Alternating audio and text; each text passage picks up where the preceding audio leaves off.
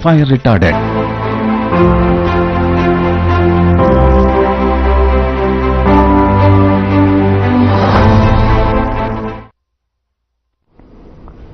नमस्कार, मैं हूं आपके साथ गौरव राजेंद्र। बुलेटिन की शुरुआत करते हैं। भारतीय जनता पार्टी के राष्ट्रीय अध्यक्ष एवं केंद्रीय मंत्री जगत प्रकाश नड्डा ने छत्तीसगढ़ के रायपुर में आयोजित विशाल जनादेश पर्व जनसभा को संबोधित किया और इसके पश्चात नवनिर्मित प्रदेश भाजपा कार्यालय स्मृति भवन का लोकार्पण भी किया।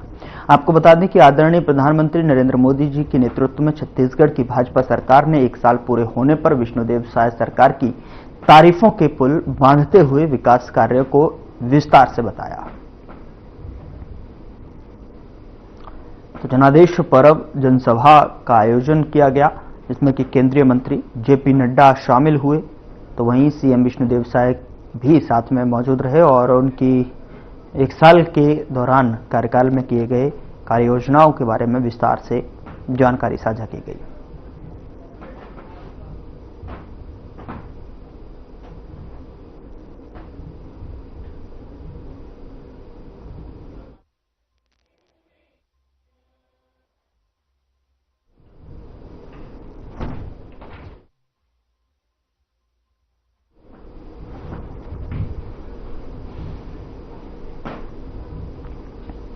रायपुर के साइंस कॉलेज मैदान में सीएम विष्णुदेव साय ने जनसभा को संबोधित किया और सीएम साय ने क्या कुछ कहा, आइए आपको सुनाते हैं। इस साइंस ग्राउंड के यह मैदान है, जुलाई 2023 में जब हमारे देश के यशस्वी प्रधानमंत्री पधारे रहीन और भारी बारिश होत रही, लेकिन ओकर बावजूद भी पूरे प्रदेश से जनता के जन सैलाब यहां उमड़े रही और वही दिन ये प्रमाणित हो गए रही कि अब ये छत्तीसगढ़ का जो निकम्मी कांग्रेस के सरकार है, एला यहां के जनता उकाड़ फेंकी और इतिहास रची। आज ऐसे पूरे प्रदेश के जनता जनार्दन के मैं बहुत बहुत आभारी हूं, उमला मैं धन्यवाद ज्ञापित करत हूं। उधर छत्तीसगढ़ की राजधानी रायपुर में विभिन्न मुद्दों में धान खरीदी सरकार के द्वारा किया जा रहा है, लेकिन धान खरीदी से जुड़ा एक वर्ग सरकार से नाखुश नजर आ रहा है। आपको बता दें कि धान खरीदी ऑपरेटर संघ द्वारा अपनी मांगों को लेकर रायपुर के धरना स्थल में प्रदर्शन किया जा रहा है। संगठन के पदाधिकारियों ने बताया कि विगत 17 साल से वह संविदा में है, लेकिन सरकार द्वारा 2 महीनों में संविदा कर्मचारियों को आउटसोर्स कर्मचारियों में तब्दील करने की बात कही है। धान खरीदी कंप्यूटर ऑपरेटरों ने कहा कि यदि मांगें पूर्ण नहीं होती तो आने वाले समय में उग्र आंदोलन किया जाएगा। सर, 2007 से ही शासन ने धान खरीदी केंद्रों को कंप्यूटराइज किया है और 7 से अब तक हम लोग को 17 वर्ष हो चुका है। 17 वर्ष होने के बाद हमको संविदा में भर्ती ली थी और आज भी हमको वर्तमान वेतनमान जो है संविदा ही मिल रहा है। लेकिन अचानक पिछले धान खरीदी नीति में शासन ने 11.3.3 के तहत हमको आउटसोर्सिंग का उस पे स्थिति पे ला दिया है, जिसका हम सभी खंडन करते हैं। हमारी भर्ती में कहीं भी आउटसोर्सिंग नहीं लिखाया है, अतः शासन से निवेदन है कि आउटसोर्सिंग को विलोपित किया जाए। और पिछला जो हमारा जो 1 वर्ष हो चुका है 27% वृद्धि का सभी विभागों को तत्काल मिल जाता है और चूंकि हमारा विभाग नहीं, इसलिए हमको नहीं मिल पा रहा है। तो शासन प्रशासन से निवेदन है कि वो 27% हमको तत्काल दिया जाए और हमारे लिए 5-5, 6 विभाग से कार्य लेती है, तो हमारे लिए अभी तत्काल विभाग नहीं दे पा रही है, तो एक नया सेटअप बनाए, एक नया कैडर बनाए और हमको एक नया नियम के तहत हमको एक कर्मचारी माने और हमारी जो 3 सूत्री जो मांग है उसको पूरा करें।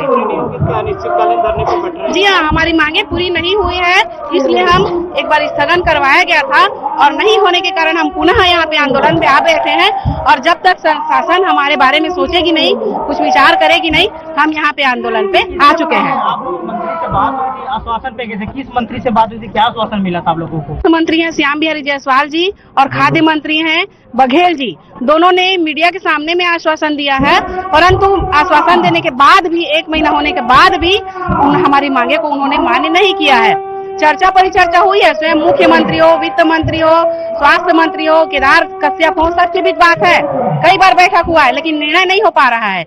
अब जितना जल्दी वो निर्णय लेंगे हमारे पक्ष में, हम उतना ही जल्दी अपने आंदोलन को स्थगन करेंगे। प्रभावित हो रहा हो आप लोगों के? जी हाँ, हमारे आने से वहाँ टोकन नहीं कट रहा है, किसानों का बार बार फोन आ रहा है, हमें बहुत तकलीफ हो रही है, क्योंकि सारा कार्य हम अकेले करते हैं और हम मजबूर हैं। 17 वर्ष देने के बाद भी शासन हमारी स्थिति को मजबूत नहीं कर पा रही है। प्रशासनिक यहाँ पे आए हुए थे, आप लोगों से मिले कुछ? जी नहीं, अभी तक शासन प्रशासन से कोई कर्मचारी नहीं आए हैं। खाद्य विभाग द्वारा हमको वेतनमान समय समय पर वृद्धि किया जाता है, लेकिन जो पिछले सत्र में जो वेतन वृद्धि हुआ है 23,350, वो भी अभी तक हम लोग को नहीं मिल रहा है।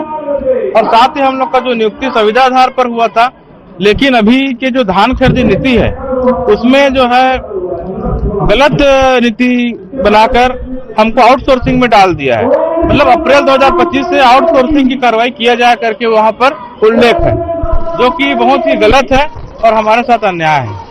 कितने कर्मचारी है जो अभी यहाँ प्रभावित हो रहे हैं? इसमें आप लोग हड़ताल पे किए थे, आश्वासन मिला था, 2 मांग थी आप लोगों की कि कोई विभाग तय कर दिया जाए और वेतन पर वृद्धि कर दिया। उसके बाद फिर आप लोग का आश्वासन मिला था, उसके बाद फिर आप लोगों फिर हड़ताल छोड़ दिए थे। फिर ऐसी क्या बात हुई? अभी क्या बात हुई सरकार से? कुछ हुई है अभी आप लोगों से? नहीं, कुछ बात नहीं हो पाई है। और जबकि 2 मांग थी, लेकिन अब 3 मांग हो गई है, क्योंकि धान खरीद नीति बनाया तो उसने आउटसोर्सिंग में डाल दिए हैं। जबकि हम लोग संविदा आधार पर नियुक्ति हुआ है, संविदा वेतनमान मिलते आ रहा है। आउटसोर्सिंग मतलब कि ठेका पद्धति, प्लेसमेंट, जो कि बहुत ही अवैधानिक है। क्या रणनीति रहेगी फिर आगे अगर आप लोगों को मांग पूरा के बाद? तो फिर आगे तो हाँ मिलने के लिए जाएंगे। और सचिव महोदय से ये बात हुआ है, अब देखते हैं, 1 हफ्ता का समय दिए हैं, चर्चा करेंगे करके बोले हैं खाद्य सचिव महोदय। तब तक जब भी जारी है हड़ताल।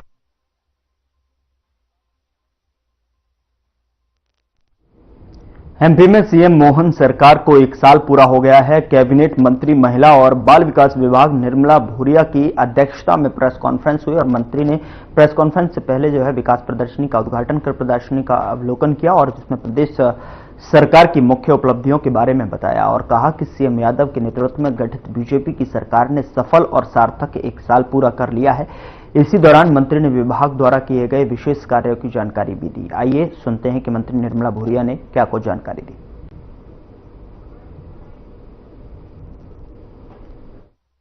हमारी सरकार ने अनेक काम किया है। चूंकि मेरा विभाग महिला और बाल विकास विभाग है, महिलाओं से जुड़ा हुआ है, बच्चियों से जुड़ा हुआ है। ये कहेंगे कि एक आधी आबादी का नेतृत्व मेरा विभाग करता है और मेरे विभाग में भी बहुत सारी इस साल भर में अनेकों काम करने का काम किया है। सबसे बड़ी जो चीज़ है कि यहाँ एक लंबे समय से मिनी आंगनवाड़ियाँ जो थी उनको मेन हमको करना था। तो एक बहुत बड़ी हमारे 12,670 के लगभग जो मिनी आंगनवाड़ियाँ थी उनको मेन में परिवर्तित हम लोगों ने किया है। और नई आंगनवाड़ी जहाँ भवन नहीं थे वहाँ भी मैंने पिछली प्रेस कॉन्फ्रेंस में भी अपने ये कहा था कि अधिक से अधिक जहाँ भवन नहीं है वहाँ भवन बनाने का हम लोग काम करेंगे।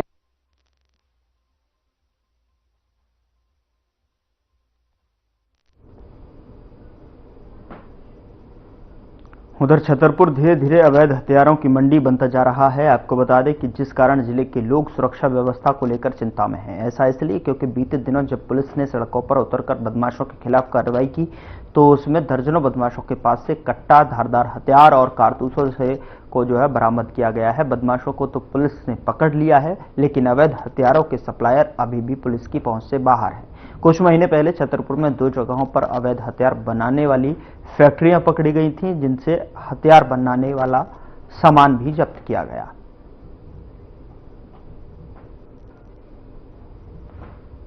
तो बदमाशों के खिलाफ कार्रवाई यहां पर देखने को मिल रही है, लेकिन साथ ही इससे जो लोग हैं वो दहशत में हैं। जिस तरीके से पिछले दिनों पुलिस की तरफ से जांच अभियान चलाया गया, उसके दौरान जो है लोगों से जो है कट्टा और अवैध हथियार, धारदार हथियार बरामद किए गए, जिसको लेकर कहीं न कहीं लोगों के बीच दहशत है। लेकिन उन लोगों को तो गिरफ्तार कर लिया गया, लेकिन हथियार बनाने वाले सप्लायर या फिर सप्लाई करने वाले सप्लायर अभी पुलिस की पहुंच से दूर हैं।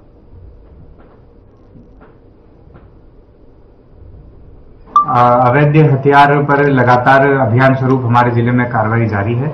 इसमें हमारी टीम लगातार कार्रवाई कर रही है। पिछले 5 दिनों में 70 से अधिक अवैध हथियारों पर कार्रवाई हुई है। कहां से वो लेकर के आ रहे हैं उनकी भी समीक्षा की जा रही है, उन लोगों पर भी कार्रवाई की जा रही है। इसमें प्रमुख बात यह है कि आम जनमानस का बहुत इसमें सपोर्ट मिल रहा है और हमारी जो हेल्पलाइन और मेरा नंबर है उस पर गोपनीय रूप से कई लोग जानकारी दे रहे हैं और उस आधार पर लगातार कार्रवाई जारी है। आगे भी सख्त से सख्त कार्रवाई। ये बहुत ही अच्छी बात है कि लगातार सूचनाएं हमें प्राप्त हो रही है। किसी के भी पास यदि रखा है, कहाँ रखते हैं, कैसे है, कब कहाँ से लिया है, अलग अलग प्रकार से अलग अलग क्षेत्र की जानकारियां हमको प्राप्त हो रही हैं और फिर संबंधित अधिकारी उसमें कार्रवाई कर रहे हैं।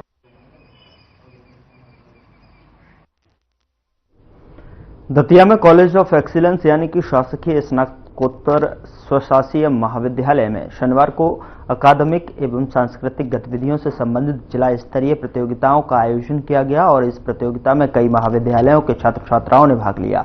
इस मौके पर छात्र छात्राओं ने लोकगीत, बुंदेली गीत और गायन, नृत्य एवं अन्य विधाओं में जो है अपनी प्रस्तुतियां दी। बता दें कि कार्यक्रम का आयोजन भारतीय ज्ञान परंपरा प्रकोष्ठ द्वारा किया गया था।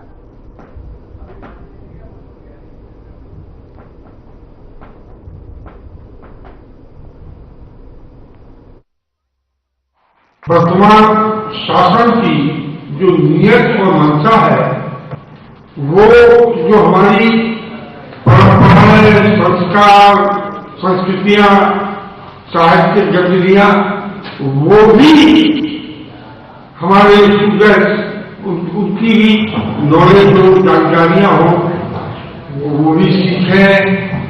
केवल यही एक बनता है जो हमारी सैकड़ों हजारों सालों से जो संस्कार है। और जैसे हमारे यहाँ बुंदेली संस्कृति है तो बुंदेली संस्कृति, बुंदेली नृत्य है, बुंदेली गायन है, बुंदेली वादन है। आपको बताते हुए हमें हर्ष हो रहा है कि हमारे PM college of excellence college Datia में मध्य प्रदेश शासन उच्च शिक्षा विभाग के विशेष निर्देश पर भारतीय ज्ञान परंपरा प्रकोष्ठ के तत्वावधान में 3 दिवसीय आयोजन हमारे चल रहे हैं। इनके संदर्भ में मैं इतना कहना चाहूँगा कि इसके अंतर्गत हमने बच्चों के गीत, संगीत, नृत्य के साथ साथ इसमें हमने भारतीय संस्कृति को सजोने के लिए निबंध लेखन, चित्रकला आदि विभिन्न विधाओं को हमने यहाँ बच्चों को, जिले के सभी महाविद्यालयों के बच्चों को यहाँ आमंत्रित किया।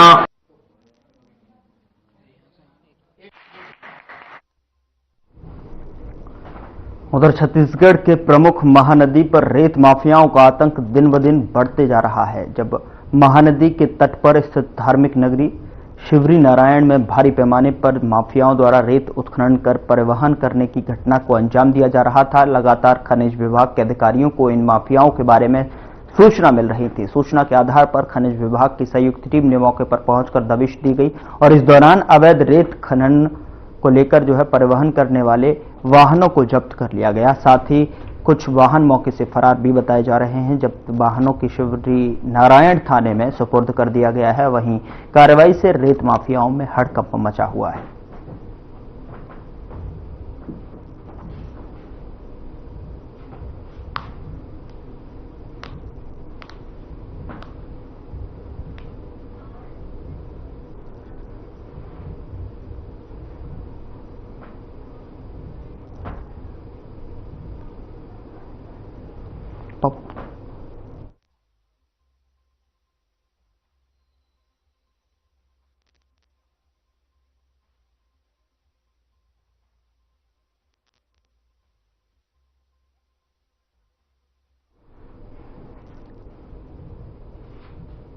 इस खबर पर स्टेट ब्यूरो हमारे साथ पप्पू फोन लाइन पर जुड़े हुए हैं। पप्पू, क्या कुछ जानकारी है रेत माफियाओं से लेकर जो है किस तरीके से जो है ये रेत माफिया जो है रेत को खनन कर रहे हैं, परिवहनों से जो है उन पर किस तरीके से अंकुश लगाने के लिए प्रशासन काम कर रहा है?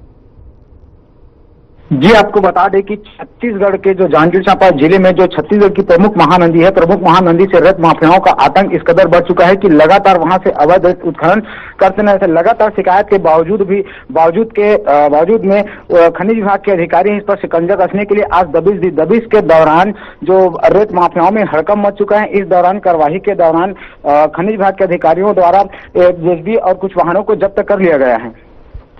पप्पू, क्या कुछ इनके पास परमिशन थी रेत खनन करने से दौरान जो है, क्या जब तलाश की गई, इनको पकड़ा गया, इनसे पूछताछ की गई, क्या कुछ बताया जा रहा है इनकी तरफ से, क्या कुछ कहा जा रहा है? बिना परमिशन के या बिना प्रशासन के संज्ञान में ये इस तरीके के रेत खनन को जो है अंजाम दे रहे थे?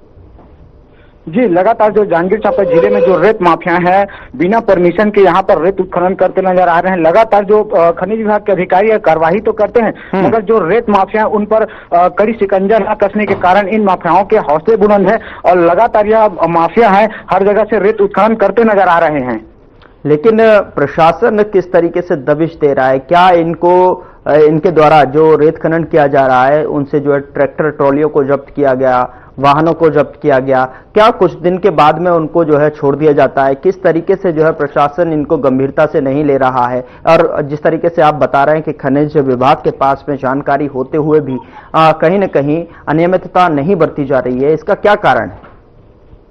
जी बिल्कुल, आपको बता दें कि जिस तरीके से जो खनिज विभाग के अधिकारी हैं रेत माफियाओं पर तो कार्रवाई करते, कार्रवाई के दौरान उनकी वाहनों को जब्त कर उन पर चालानी कार्रवाई करके छोड़ दी जाती है। लेकिन जिस तरीके से जो माफिया होते हैं या फिर जो वाहन चालक होते हैं, वाहन मालिक हो, उन पर कड़ी कार्रवाई नहीं होती। इसके कारण जो माफियाओं के हौसले बुलंद हो जाते हैं और बड़ी ही आसानी से वे लोग क्या है कार्रवाई के दौरान अपने वाहनों को छुड़ा ले जाते हैं, जिसके कारण लगातार जो रेत माफिया है इनके कार्रवाई के बावजूद भी जो नदियों पर रेत उत्खनन करते न जाता है। यही कारण है कि लगातार जो जिले में रेत माफियाओं के हौसले बुलंद हैं। पप्पू, कब से जो है ये रेत माफिया सक्रिय भूमिका में नजर आ रहे हैं? कब से जो है निरंतर जो है रेत का खनन करते हुए नजर आ रहे हैं?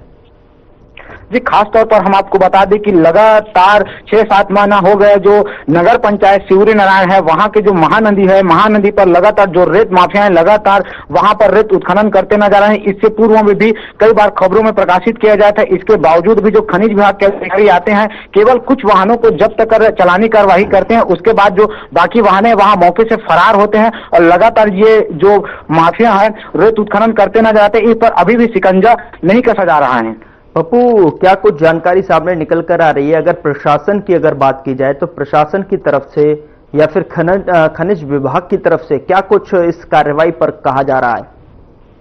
जी, इस पूरे मामले को लेकर जो जिले के खनिज अधिकारियों से बात की गई तो उनके द्वारा साफ शब्दों में कहा गया इस प्रकार की जो कार्रवाई है निरंतर जारी रहेगी और जहां जहां से उनको सूचना मिलती है वहां पर पहुंचकर उनके द्वारा दबिश देकर इन माफियाओं के खिलाफ कड़ी कार्रवाई की जाएगी। चलिए, बहुत शुक्रिया तमाम जानकारी साझा करने के लिए पप्पू। खबरों में आगे बढ़ते हैं। सरगुजा संभाग के अंबिकापुर जिले में वरिष्ठ पुलिस अधीक्षक प्रशांत ठाकुर के दिशा निर्देश में जिले के सभी थाना चौकी के क्षेत्र में यातायात व्यवस्था को दुरुस्त करने के लेकर जो है सख्त निर्देश दिए गए हैं, जिसमें कहा गया कि दुर्घटना में कमी लाने के लिए सभी थाना चौकी में वाहन चेकिंग और नियम विरोधी जो है चलाने वाले वाहनों के खिलाफ कार्रवाई करें। वहीं चौकी खड़गांव के द्वारा ग्राम केरता शक्कर कारखाना में चलित थाना का आयोजन किया गया, जिसमें सभी किसानों, ट्रैक्टर ड्राइवर, ट्रक ड्राइवर के खड़गवां चौकी प्रभारी के द्वारा दस्तावेज पूर्ण कर चलने की समझ आते हुए वाहन चलाते समय मोबाइल का उपयोग नहीं करना है, नशा का उपयोग नहीं करने के निर्देश दिए गए। साथ ही धीरे चलना है और अपने वाहन में नंबर प्लेट नंबर का लिखा होने के निर्देश दिए गए। साथ ही ट्रॉली में रेडियम लगवाने को लेकर भी समझाया गया है।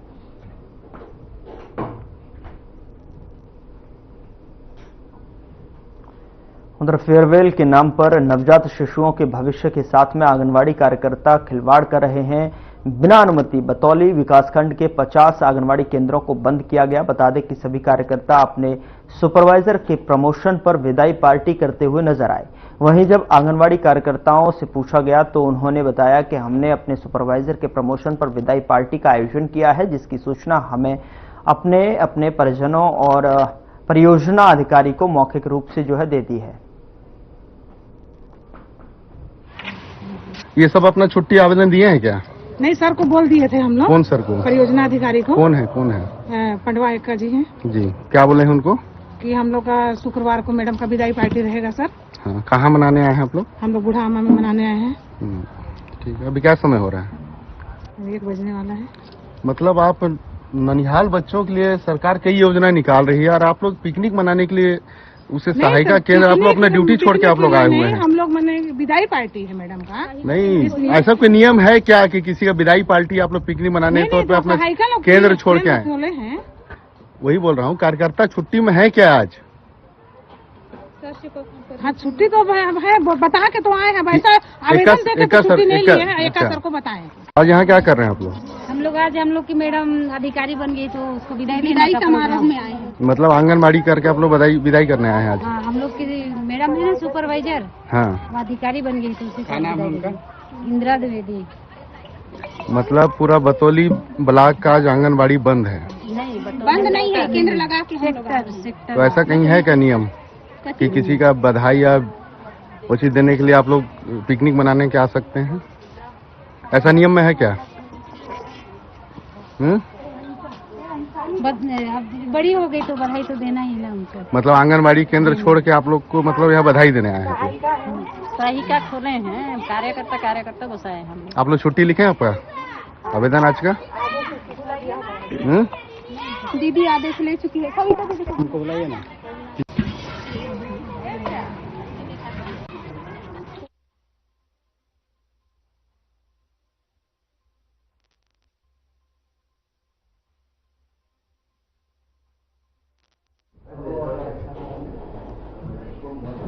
अगली खबर का रुख करते हैं। बलौदाबाजार में बसडौली जो है के कार्यक्रम के अंतर्गत एक कार्यक्रम रखा गया जिसमें जो है अपने भतीजे को लेकर जो है ग्राम पंचायत बिलारी खर्रे में जहां बंसीलाल केवट के हक के जमीन को उनके भतीजे ने जिम्मेदारी से साठगांठ करके फर्जी तरीके से अपने नाम करा ली। और आपको बता दें कि बंसीलाल केवल अपने बाप के 2 भाई थे और कई सालों से बंसीलाल केवट अपने परिवार के साथ जीवन यापन करते हुए लोहरसी सोन गांव में रहता थे। और इस दरमियान सिविल न्यायालय में प्रकरण चलने के बाद दोनों भाइयों में बराबर बंटवारे का आदेश हुआ, जिसके बाद इन्हीं 3 सालों में बंसीलाल केवट का अपने पैतृक गांव में आना जाना बंद था। इसी के बीच में आड़ में बंसीलाल केवट के भतीजे ने उनके पैतृक संपत्ति को जिम्मेदारों से मिली भगत करके अपने नाम कर लिया।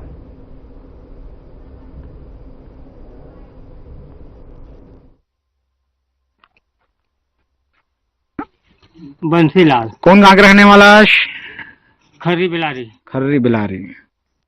का समस्या है? मोर भतीजा मोनाल कटवा के अपन नाम का डाले काला वो जमीन कत्ता का जमीन रही से 2.5 एकड़। 2.5 एकड़ पूरा तोर नाम के रही से? हाँ। कतक दिन हो गए करवा मतलब फर्जी तरीके से? कोरोना समय के। कोरोना समय के? हाँ। अच्छा, कहीं साइन वाइन तो नहीं करे हैं? नहीं करे थे। अब बेचो भांजे थो ना? कुछ नहीं करे।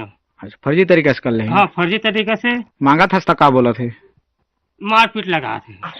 बिहार मुकाम लोहरसी सोन और पैतृक पुराना गांव खर्री बिलारी। जी, क्या समस्या है आपकी बताएंगे? मेरा पिताजी का जमीन 2.5 एकड़ जमीन को मेरा चाचा लोग अपने नाम करा लिया है फर्जी तरीके से। क्या नाम है चाचा लोगों का? इतवारी, पटवारी, कार्तिक मुंशी, कार्तिक मती। कितना दिन हो गए ऐसे? तो ऐसे में शिकायत किया क्या आपने कहीं? हाँ, किया था तहसील में, वहाँ से भी हम लोग को कागज मिल गया था, आदेश का हमारे पक्ष में हो गया था।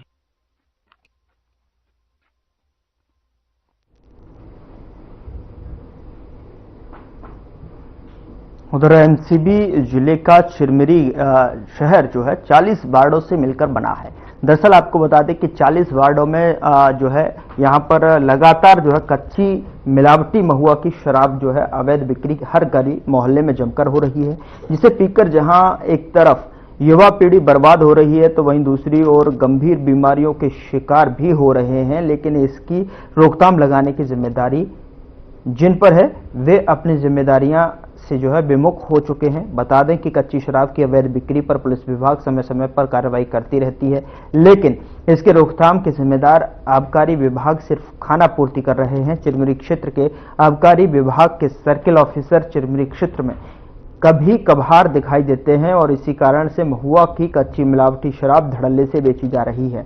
कच्ची शराब में हानिकारक नशा संबंधी केमिकल डालकर बेचा जा रहा है।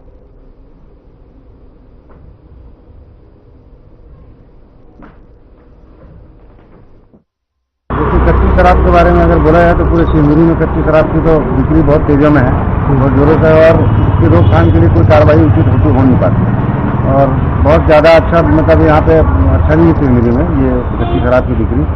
और यहाँ सस्ती दारू मिलने की वजह से कच्ची शराब यहाँ के जवान युवा सब जाके कच्ची शराब पी के अपना जीवन बर्बाद कर रहे हैं। तो यहाँ सर्किल ऑफिस भी है, सर्किल ऑफिस के अधिकारी लोग क्या कर रहे हैं?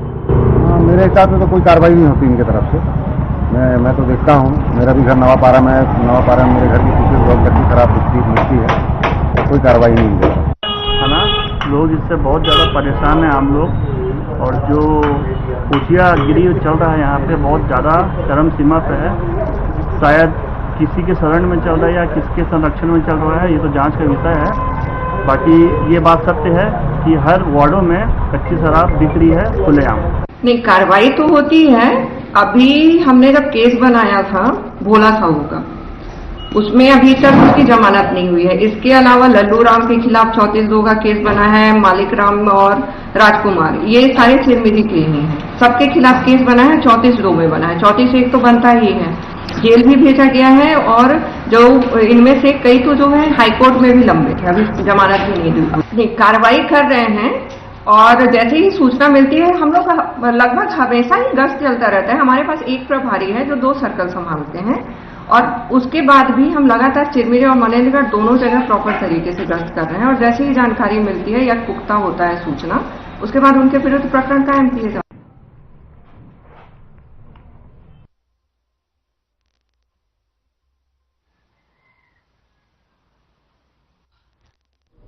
फिलहाल बुलेटिन में इतना ही। नमस्कार।